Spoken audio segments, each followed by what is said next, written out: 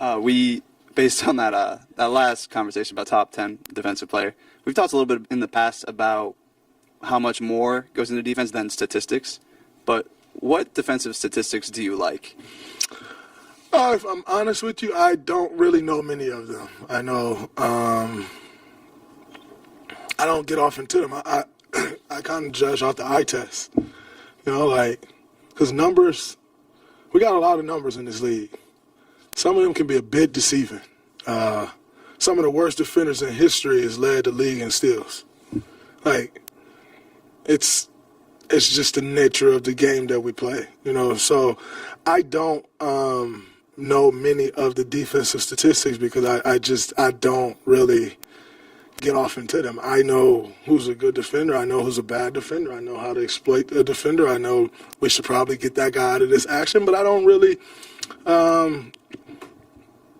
the stats just don't always tell the story, so I don't get caught up in them. I kind of watch, and, you can have a guy who's, off the charts in the stats, and Steph we're going to put this dude in every action, right?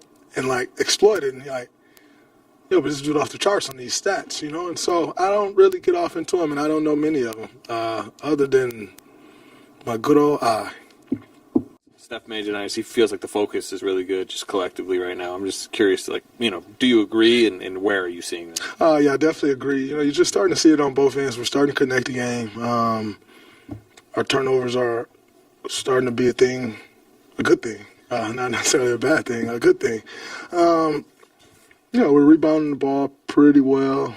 So just those are focus things. You give up box outs. You turn the ball over, careless passes. Those are all focus things, and I think we're doing a much better job of focusing on the task at hand, understanding the game plan, and executing it. Steve also said he felt you specifically had, been part of that. More focused, did you feel maybe necessarily than you were? I feel just taking less chances. Coach came to me. He was just like, "Yo, we're going to keep putting the ball in your hand, but you have a responsibility to take care of it." And we're not the team that we used to be where you can kind of take those chances. The league has changed. Teams feast off those turnovers. And so you just try to take less chances than I was taking. And, I heard it, took it to heart. But overall, just trying to focus in on everything, not just the turnovers, just myself, this team, what's going well, what's not going well, trying to figure out things to, be the player that I can be for this team, the leader that I can be for this team. So, it's definitely a concerted effort. Draymond, you and Steph and Jimmy have all kind of talked up your teammates for most of the season that they can be good for you guys. When you get a night like tonight where Melt comes through and Al comes through, what does that mean to have those two guys step up and maybe any of those guys on a random night? Well, those two guys in particular have been out, and those are two guys that connects our lineups. And so with Al missing the amount of games that he's missed, but then also being on the restrictions that he was on, Melt, he played 25 minutes tonight. Starting to see that climb. He's starting to get his legs underneath him. So, Guy Santos was huge, by the way. He had 2 points again, and dominating games with his effort, and his brain. It's been huge. So it's always great to have those guys stepping up because, like we've said all year, we need those guys to win. It's not just going to be an effort of us three doing it, and that's the answer. That's never been the answer. When you look at teams that think that's the answer, they've been wrong every time. So we depend on our guys, we trust our guys, and they've been coming through. Draymond, how much personal pride in year 14 do you still take in these kind of matchups against someone like Giannis? I take a lot of pride in them because it's an honor. It's an honor to play against great players in this league. Giannis is one of the all-time greats in this league and at my position, And so anytime you have the opportunity for myself, I love that challenge, Sometimes you want to get absolutely annihilated. And it's okay, Sometimes I'll get the better of him. Sometimes he'll get the better of me. But most importantly, there's a respect. There's an appreciation for the competition that's brought to the floor. So it's an honor. I don't take those matchups lightly. I'm in 14th year. I don't think I'm at the end, but you never know when this thing changes or when that's it, And so anytime I get an opportunity to match up against the greats like Giannis is always an honor. And I cherish the opportunities. Draymond, going back to your defense, obviously in the last 10 years or even all time, you're one of the greatest defenders. But talking about right now, do you still feel you're one of the top 10 in the league at defending? I think that'd be an understatement. Top 10 seems a little low, but top 10 gets me on an all-defensive team, so I'll take that. But yeah, I think I can still compete at the highest of levels. I believe. I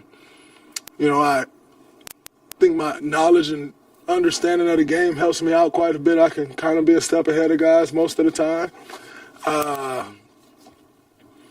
So yeah, top 5. 1, 2, maybe 3, or 2, possibly 1. No, I'm just playing. Draymond, Steve was saying before the game his mom was really upset with him after getting tossed the other night. What moment in your basketball career has your mom been the most upset with you at?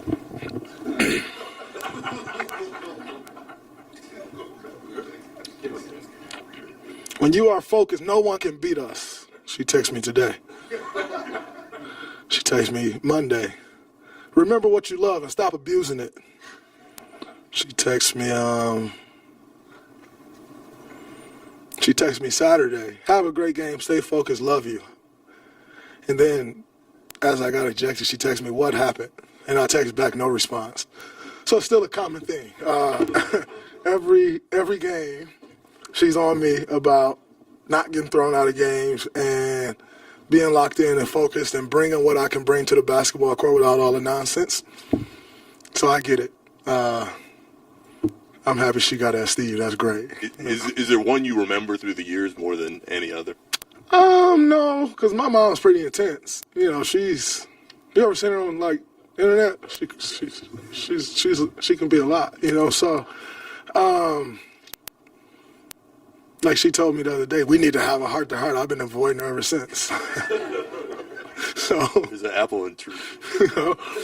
So I get it. I am very much so still afraid of my mom. I don't know if that'll ever change. So I'm still ducking that heart-to-heart. I'm trying to play a few more good games before we have it. Then the conversation might change a little bit. I'm terrified of my mom, still to this day. Following up sort of Monty's question, specifically on Melt, you mentioned sort of connecting the game, but even last year when he only played a handful of games with you, it seemed like you guys knew he fit with the way you played. 1,000%. Why? What about his game meshes with He's a secondary ball handler, which is great for us. He is a point of attack defender. Just understands the game. He's always in the right spot. He obviously can knock the shots down. The shots have been going early, as he's been working his way back and getting his legs underneath him. And you're starting to see now he got his legs back. You see he has somebody at the top of the key and just blew by him and got a layup today, right? You're starting to see him look like Mel. But, when you've done it as many times as we've done it, you know what it looks like. So you can see right away last year. What did he play, 5 games? Was it last year? 2 years ago? 2 years ago. Last year? Jesus. Whew. God. Yeah, 6 games, and you could see it right then, just the way things worked when he was on the floor. And then on the flip side, when he went out, we went to shit, So you could see it. Sorry, NBA. I'm just honest. Sorry.